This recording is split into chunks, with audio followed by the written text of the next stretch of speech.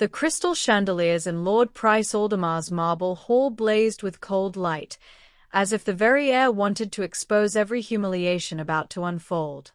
Thessaly stood in the center of the room, her arms rigid at her sides to keep them from shaking.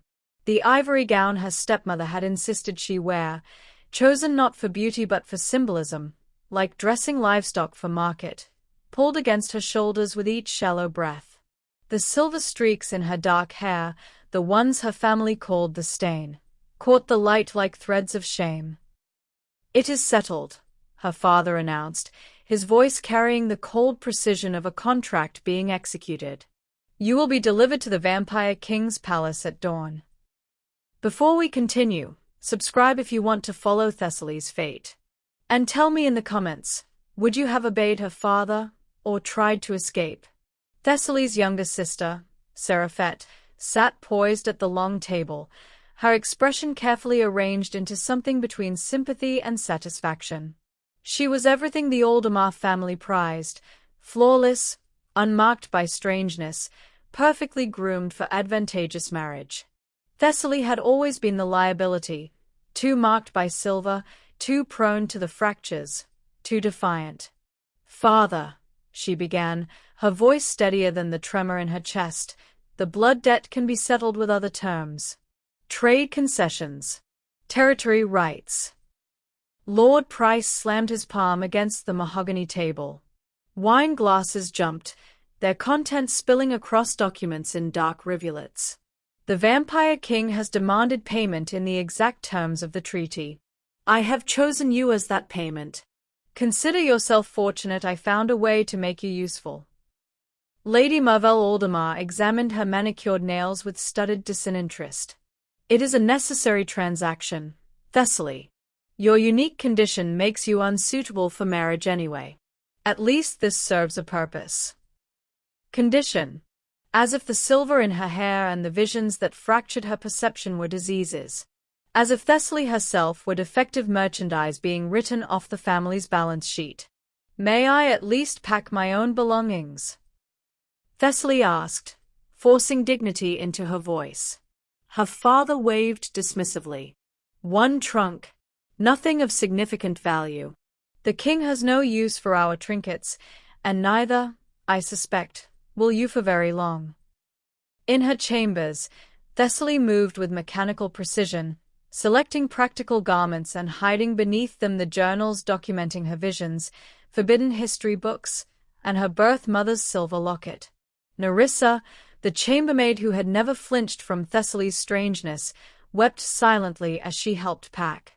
"The Shadow Peak Mountains are deadly even before," Nerissa couldn't finish. "Before the monsters who live there." Thessaly supplied bitterly. "I've survived 22 years among the monsters of this house, Nerissa. The ones who measure your worth in marriage contracts and political capital. Perhaps the ones in the mountains will at least be honest about what they are." When dawn broke, a reinforced carriage waited in the courtyard. 6 armed guards, no family farewells. The morning mist clung to the marble columns like a funeral shroud as Thessaly climbed in, refusing the guard captain's offered hand. The 3-day journey wound through increasingly wild terrain. Cultivated estates gave way to dense forest, manicured settlements to wilderness. On the 3rd day, they began their ascent into the Shadow Peak Mountains. The guards grew more anxious with each mile, muttering prayers against the creatures of the night. When they reached the obsidian gates of Mirathane as the sun began to set, Thessaly's breath caught. The palace didn't match the nightmarish tales, no impaled corpses, no rivers of blood. Instead, it was breathtaking in its dark elegance.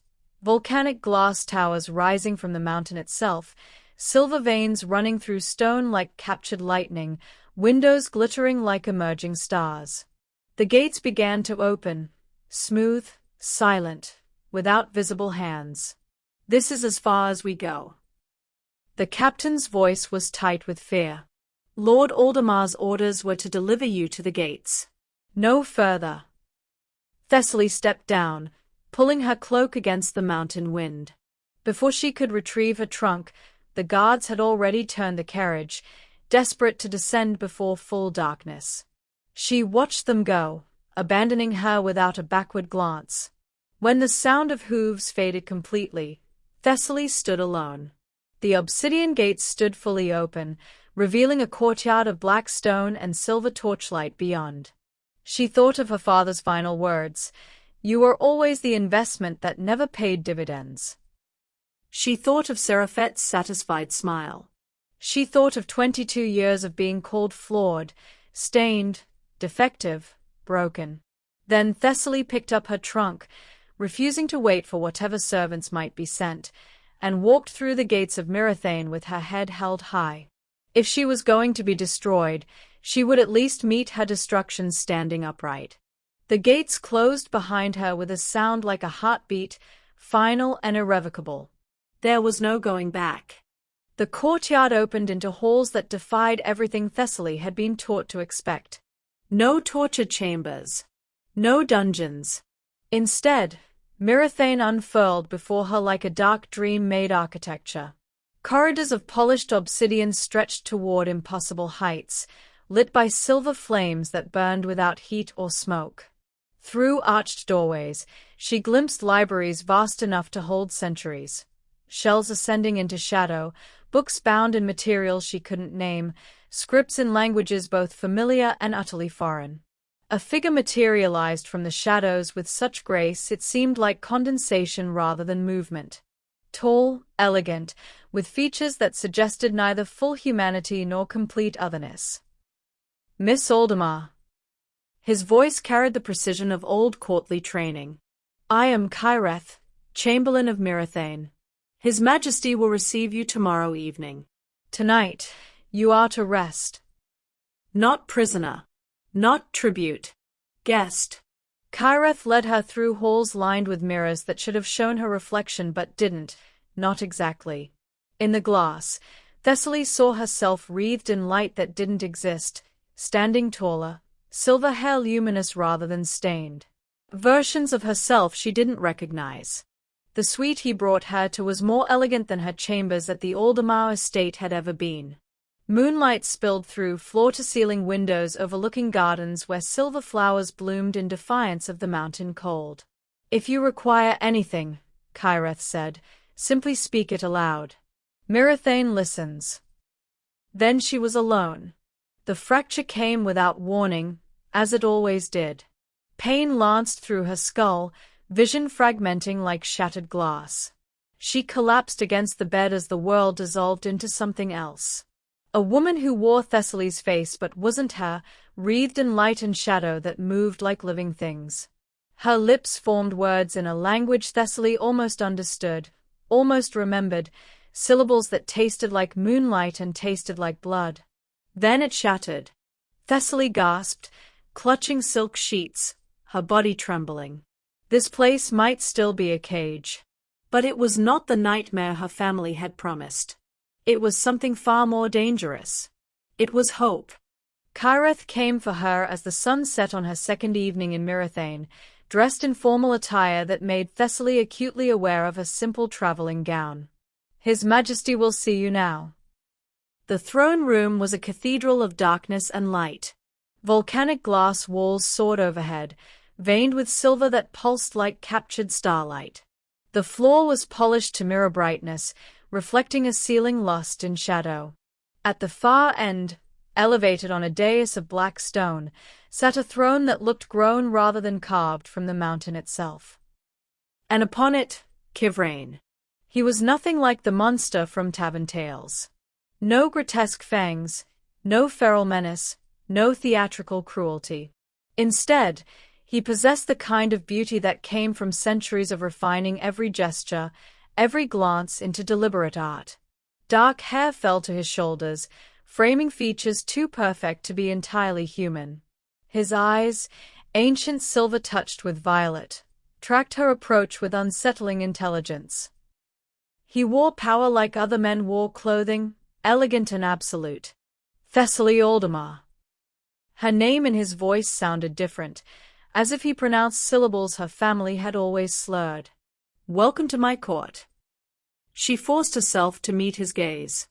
I was told I was sent here as tribute, as payment for a blood debt.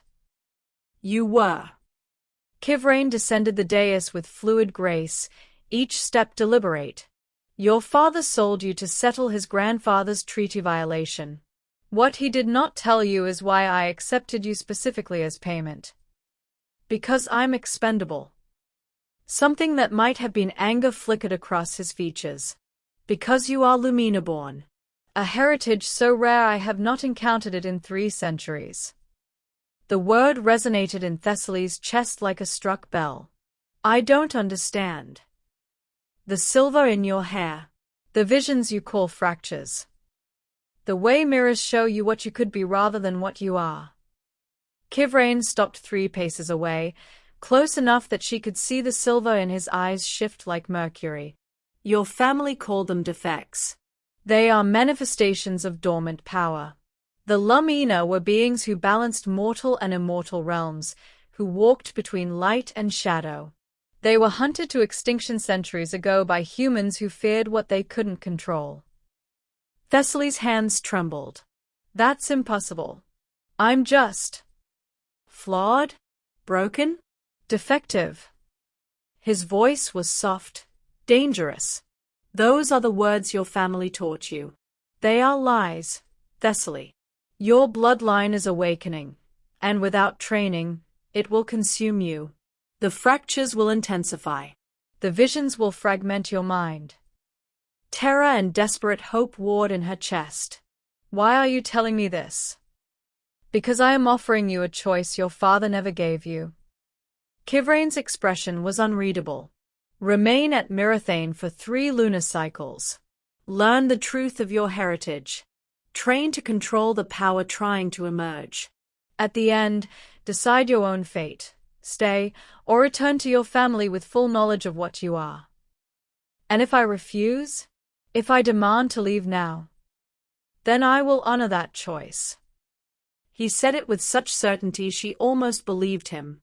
Kyreth will escort you to the border by dawn. Thessaly thought of her father's dismissive cruelty, her stepmother's studied indifference, Seraphet's satisfied smile. 22 years of being called a mistake. She thought of the woman in her vision, wreathed in light and shadow, speaking words she almost understood. I'll stay, she whispered. Kivrain's expression shifted into something that might have been approval. You were sent here to be broken, Thessaly Aldemar. He turned back toward his throne, his voice carrying across the vast chamber. I intend to see you become unbreakable. The archival sanctum existed in Mirathane's deepest level, carved into the mountain's heart. Kivrain led Thessaly down spiral stairs of black stone, through passages lit by silver flame, until they reached doors inscribed with symbols that made her eyes ache to read. The Lumina kept meticulous records, Kivrain said, pressing his palm to the ancient wood. Until they were hunted. Until mortals decided that beings who could wield both light and shadow were too dangerous to permit existence.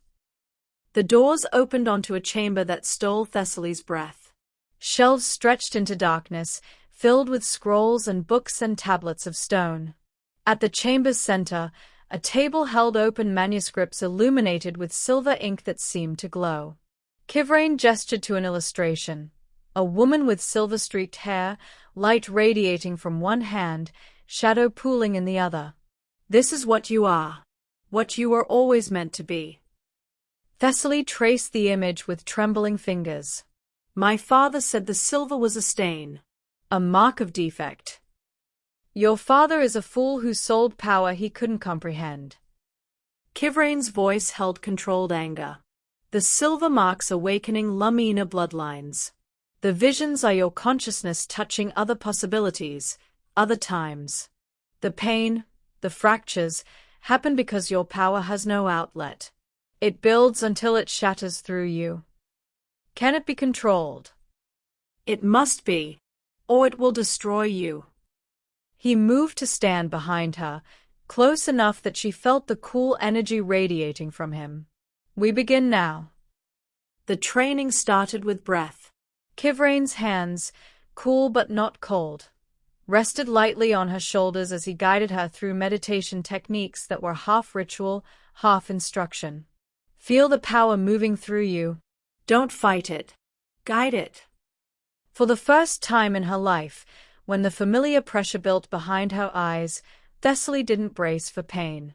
She breathed through it, following Kivrain's steady voice, and the fracture transformed into something else, awareness, flowing like water through channels she'd never known existed. Good, Kivrain murmured. Now, the candle. 3 candles burned on the table before her. Extinguish the center flame. Not with breath. With intention. Thessaly focused on the fire, feeling for the shadow sense Kivrain had described. Minutes passed. Sweat beaded on her brow. Then, the flame guttered and died. Again, Kivrain said. All 3. Days blurred into nights.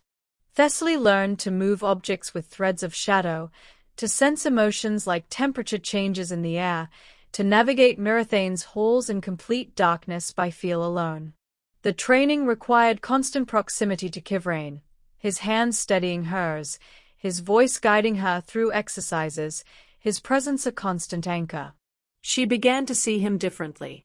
Not as the monster who purchased her, but as someone who believed in her potential with an intensity that was almost frightening. He never patronized, never diminished her struggles, never suggested she was anything less than capable. On the 7th night, he placed his hands on either side of her face, his silver eyes holding hers. Now, the light. It will resist you more than shadow. Light requires hope, and you have been taught not to hope. Prove your family wrong, Thessaly. Show me what you are. She closed her eyes, reaching for something deeper than shadow, something that lived in the part of her that had survived 22 years of rejection. The part that had chosen to stay here. The part that was learning, finally, to believe she might be more than broken. Light bloomed between her palms, silver and warm and impossibly beautiful. Thessaly opened her eyes to see the sphere of radiance floating above her hands, steady and real. A sob broke from her throat, tears streaming down her face as she stared at the proof of what she could become. Kivrain's expression held something she'd never seen before, pride. Unbreakable, he whispered. The Sky Gardens defied natural law, existing on Mirathane's highest terrace where nothing should grow. Yet silver flowers bloomed beneath starlight, their petals luminescent, their fragrance like winter moonlight made scent. Thessaly walked the winding paths, her training robes whispering against stone, while Kivrain moved beside her like condensed shadow. 3 weeks had passed since her arrival. 3 weeks of training, of discovering power she'd never imagined, of seeing herself transform from a family's rejected daughter into something extraordinary. And through it all, Kivrain had been constant, mentor, guide, believer. She stopped beside a fountain where water flowed upward, defying gravity, silver droplets ascending into darkness. Why do you care what happens to me? The question hung between them, dangerous and necessary. Kivrain was silent for so long she thought he wouldn't answer. Then, 700 years ago, I was part of a sovereign court, immortals and Lumina-born who maintained balance between mortal and immortal realms. We prevented wars, negotiated treaties, kept peace. His voice carried the weight of centuries. My twin brother, Varys, believed that balance was weakness, that immortals should rule absolutely. Thessaly watched his profile, the way starlight caught in his dark hair. What happened? Betrayal. Varys orchestrated the massacre of the Lumina Council, making it appear as mortal aggression. The resulting war nearly destroyed both realms. Kivrain's hands clenched. When I discovered his treachery, when I tried to stop him, he cursed me, bound me to eternal night and isolated immortality. I cannot walk in daylight, cannot form true bonds without pain. For 7 centuries, I have existed in half-life, watching the balance we built crumble. The prophecy, Thessaly whispered, pieces falling into place. That's why you accepted me as tribute. A Lumina born who could break the curse through the sovereign's binding. A ritual that would unite our powers, restore balance, allow me to walk in daylight again. He turned to face her fully, silver eyes intense. The prophecy has haunted me for centuries. I have searched for Lumina survivors, found only bones and ashes.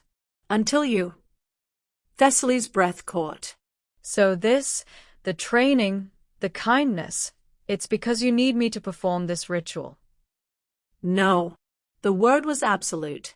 Kivrain stepped closer, close enough that she felt the cool energy radiating from him.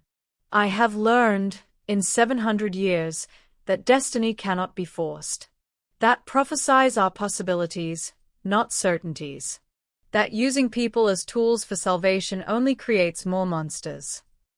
He reached out slowly, giving her time to pull away, and touched the silver streak in her hair. I do not need you to save me, Thessaly. I have survived 7 centuries of this curse. I can survive 700 more. His voice dropped to something raw, vulnerable. But I believe you deserve the chance to save yourself. To become what you were always meant to be, regardless of whether it benefits me. The air between them crackled with something beyond magic, possibility and danger intertwined. Thessaly realized with startling clarity that Kivrain, the immortal king who had lived centuries, was offering her something no one ever had: choice without obligation. Power without price. What if I want both? She whispered. To save myself, Anne. Don't. Kivrain's hand fell away. Don't make that choice now. Not while you're still discovering who you are. Not while you might confuse gratitude for something else. But as he stepped back, as the distance between them grew, Thessaly understood. The monster her family had sold her to possessed more honor than any human she'd ever known. And that realization was the most dangerous thing of all. The alarm came at midday, a time when Kivrain was confined to Mirathane's inner chambers, unable to face the sun. Kyreth found Thessaly in the archival sanctum, practicing light weaving. His expression was carefully neutral, which meant trouble. Your father has arrived at the gates. With Lord Castellan and armed retinue. Ice flooded Thessaly's veins. How many? 20 men. Flying mortal council banners. Kyreth's pause was significant. His Majesty cannot greet them. Sunlight still burns. You must receive them, or I must turn them away. Thessaly thought of cowering in her chambers while Kyreth handled her family's intrusion. Thought of the girl who had stood trembling in the Aldemar Hall 6 weeks ago, believing every cruel word her father spoke. That girl no longer existed. I'll receive them. She straightened, calling shadow around her shoulders like a cloak, letting silver light dance across her fingertips. In the main courtyard. Let them see what their defective merchandise has become. Lord Price Aldemar looked older than she remembered, or perhaps she simply saw him clearly now, a man whose power came from manipulation and cruelty rather than genuine strength. Lord Castellan stood beside him, thick-necked and cruel-eyed, the nobleman who had wanted to purchase her as a wife the way one purchases a broodmare. Thessaly. Her father's voice carried false warmth. When I heard rumors you were being kept as a guest rather than properly utilized, I knew I had to investigate. To renegotiate terms more appropriate to the tribute agreement. There is nothing to renegotiate. Thessaly's voice remained steady. The debt is paid. The terms fulfilled. The terms specified tribute, not adoption. Price's smile didn't reach his eyes. Your stepmother is concerned. She fears for your well-being. Perhaps if you returned home, we could. My stepmother, Thessaly interrupted, watched you sell me and said nothing. Do not insult us both by pretending she cares. Lord Castellan laughed, crude and ugly. Seems the vampires improved the damaged goods. Added some spine along with whatever else has been doing to her. Shadow erupted from Thessaly's hands without conscious thought, slamming Castellan back 3 paces. The temperature dropped 10 degrees. Her father's men reached for weapons. "You will speak respectfully," Thessaly said, her voice resonating with power she'd only begun to understand. "Or you will leave." Immediately. Price's expression hardened into the cold calculation she knew better than any false affection. "I see. The creature has bewitched you. Convinced you that you're something special rather than the flawed girl we all. You sold me." Thessaly stepped forward, light and shadow dancing around her in visible manifestation of her power. "You wrote a contract, accepted payment, and delivered me here like livestock. You don't get to rewrite that transaction as kidnapping now that it's politically convenient." "Thessaly, I choose to remain at Mirathane. Not because I'm bewitched. Not because I'm coerced. Because here, I am valued. Here, I am trained. Here, I am becoming something you could never imagine." Her father's face flushed with rage and humiliation before his assembled men. "You ungrateful, defective wretch. I should have. But you didn't." Thessaly smiled, cold and certain. "You sold me instead. And now I'm beyond your reach." Price straightened, his voice dropping into deadly quiet. "The Mortal Council will hear of this. Of a human girl corrupted by immortal influence. Of treaty violations and coerced transformation." He turned toward the gates, then looked back. "You were always the mistake I couldn't fix, Thessaly. Now you'll be the example I make." As her father's retinue departed, Thessaly stood unmoving in the courtyard, watching them go. This time, she felt no shame. Only the absolute certainty that she had chosen correctly. That evening, Kivrain summoned Thessaly to his private study, a tower chamber lined with maps that showed territories as they'd existed centuries ago, borders that no longer matched mortal understanding. His expression was grave as she entered. "Your father will make good on his threat," he said without preamble. "High Arbiter von Kassler has been seeking justification to break the treaty for decades. Immortal territories hold the richest deposits of star stone, the most powerful ley line convergences. Resources the Mortal Council desperately wants to control." Thessaly moved to the window, where she could see the mountain valleys spreading below Mirathane. "And I've given them their excuse. A human daughter allegedly held against her will, corrupted by immortal influence, transformed without consent." Kivrain joined her at the window. "The narrative writes itself. By tomorrow, Kassler will have his justification for military action. Then send me back." The words tasted like ashes. "Tell them it was a misunderstanding. That I—" "No." Kivrain's voice was absolute. "I will not return you to people who see you as a political tool. And you have already made your choice.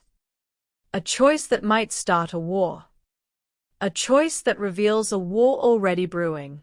They would have found another excuse, Thessaly. Your father simply provided convenient timing." Scouts reports began arriving within hours. Mortal troops mobilizing in the lowland territories. Supply lines extending toward the mountain passes. The machinery of war grinding into motion, using Thessaly's name as its banner. As midnight approached and tensions thickened like smoke through Mirathane's halls, Kivrain found Thessaly in the sky gardens, staring at the crimson moon rising over distant peaks. "There is something I want to teach you," he said quietly, "before whatever comes next." He led her to an open terrace where starlight pooled like liquid silver. The ancient Lamina practiced a meditation called the Dance of Duality, moving shadow and light in perfect balance. It requires complete synchronization between partners. Kivrain extended his hand. Thessaly took it, his cool skin against her warmth, and he guided her into position, close enough that she felt the space between them hum with possibility. "Follow my lead. Let shadow flow from your left hand, light from your right. Move as I move." They began slowly, a careful choreography of steps and gestures, light and shadow weaving between them like visible music. Kivrain's movements were fluid, centuries of grace in every turn. Thessaly followed, her power responding to his with startling ease, as if they'd danced this pattern 1,000 times before. The steps quickened. Light spiraled around shadow. Their movements synchronized until Thessaly couldn't tell where her power ended and his began. The dance became something beyond meditation, a conversation without words, an acknowledgement of everything unspoken between them. When they finally stopped, breathless despite immortal endurance and awakening power, they stood face to face in a cocoon of intertwined light and shadow. "I have not felt hope in 7 centuries, Kivrain said, his voice raw. "Not until you walked through those gates." Thessaly's hand rose to touch his face, tracing the sharp line of his jaw. "My family called me broken. Defective. A mistake that needed to be disposed of. You are none of those things." "I know." She smiled, tears gathering in her eyes. "For the first time in my life, I know. Because of you." The distance between them collapsed. His lips met hers, cool and careful and devastating. The kiss tasted like starlight and shadow, like 700 years of loneliness meeting 6 weeks of transformation. When they parted, Thessaly understood with absolute clarity. She was falling in love with the monster her family had sold her to. And for the first time in her life, she didn't feel broken. She felt whole. The army arrived at dawn. 3,000 soldiers bearing Mortal Council banners, siege equipment gleaming in early light.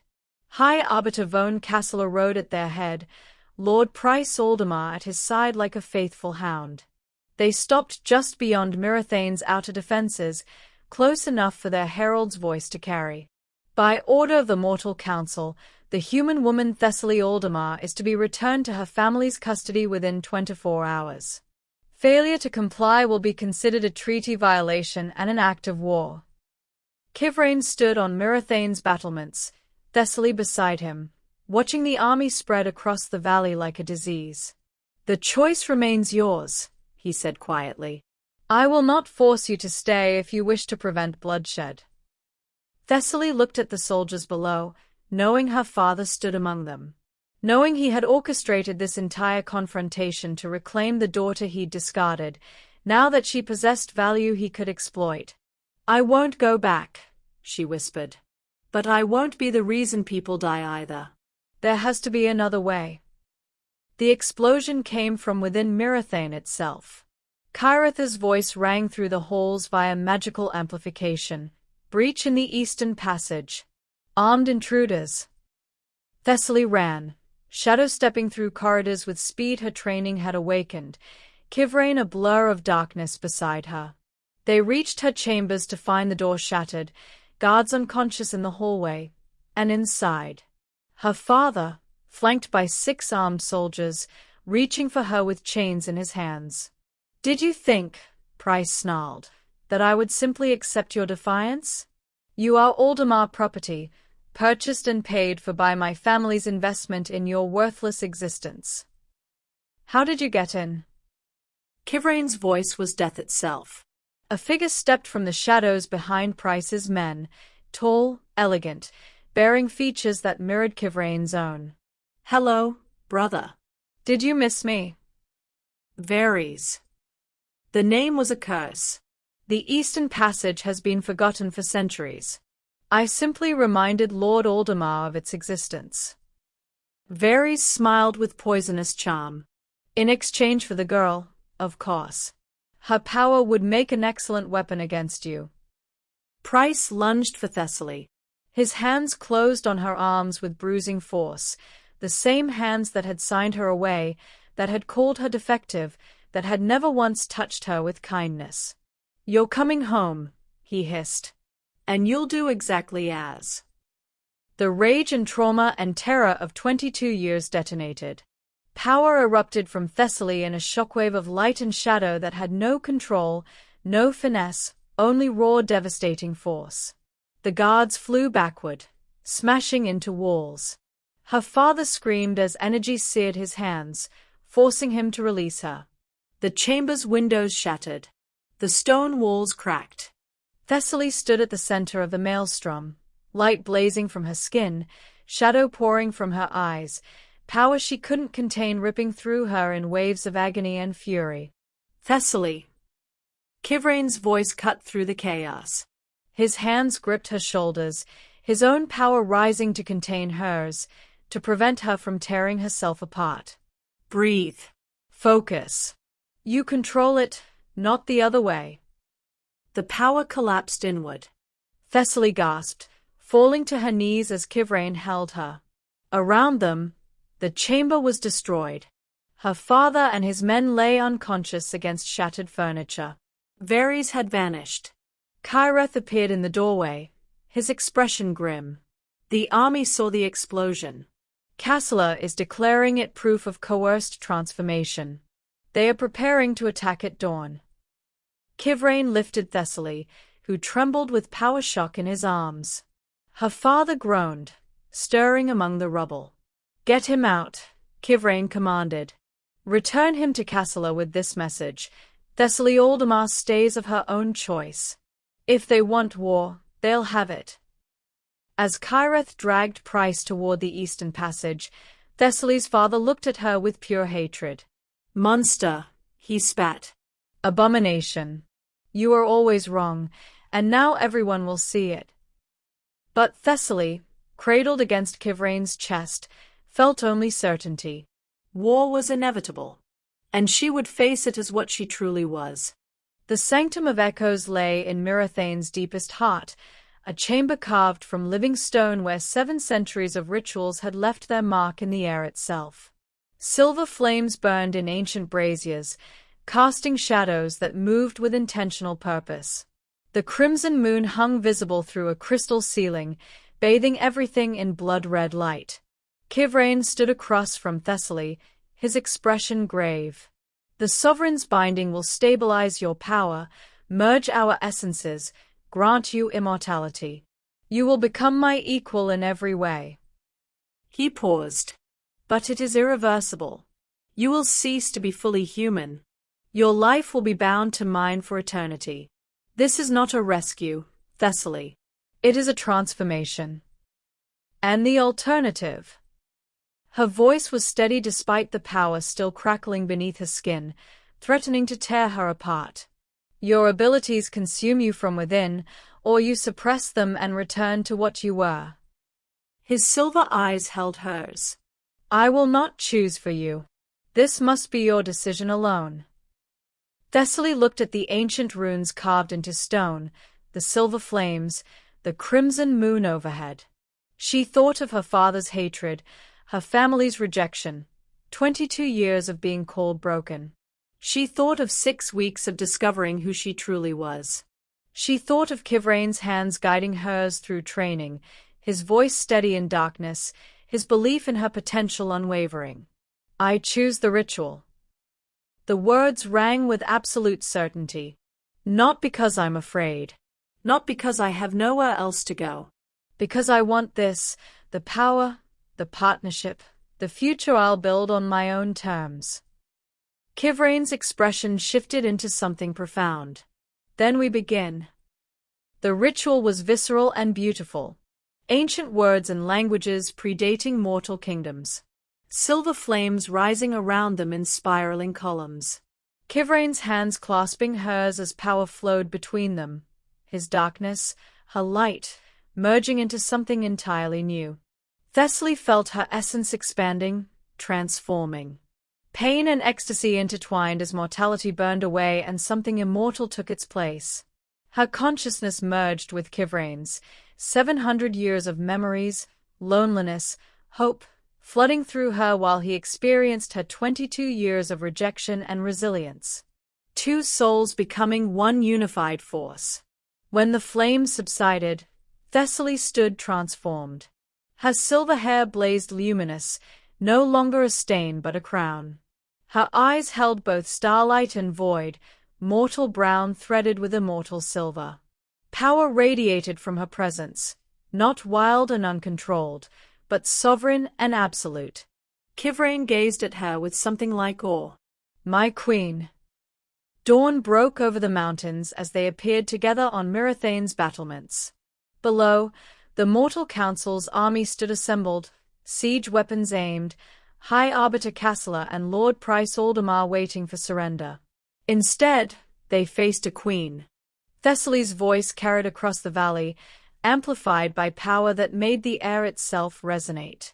I am Thessaly of the Lamina, sovereign of Mirathane. You came here claiming I was held captive, coerced, corrupted. She let light and shadow dance around her in visible display of absolute mastery. You were wrong. She found her father's face in the crowd, his expression horror and disbelief. You sold me to be broken, father. Instead, I was forged. Her smile was cold and certain. I am no longer your daughter, your property, or your mistake. I am a sovereign equal to the king who stands beside me. And you have no power here. The demonstration was brief but devastating. Light that could level mountains. Shadow that could swallow armies. Power perfectly balanced, perfectly controlled, utterly unstoppable. High Arbiter Cassila's face drained of color. His siege weapons were toys. His army, irrelevant. Withdraw, Thessaly commanded. Return to the Mortal Council. Tell them the treaty stands, but the terms have changed. Tell them a new era begins today. The army retreated within the hour. Lord Price Aldemar left in disgrace, his political standing shattered, his greatest mistake now ruling a kingdom beyond his reach. As the sun rose fully, its light no longer burning Kivrain, the curse finally broken, Thessaly stood with her king consort on the battlements. Together, they would forge a new covenant between mortal and immortal realms. A queen who had been sold like livestock now ruled as an equal. What the world had called broken had simply been waiting to be transformed. And Thessaly Aldemar, sovereign of Mirathane, Lumina born, unbreakable, had finally come home.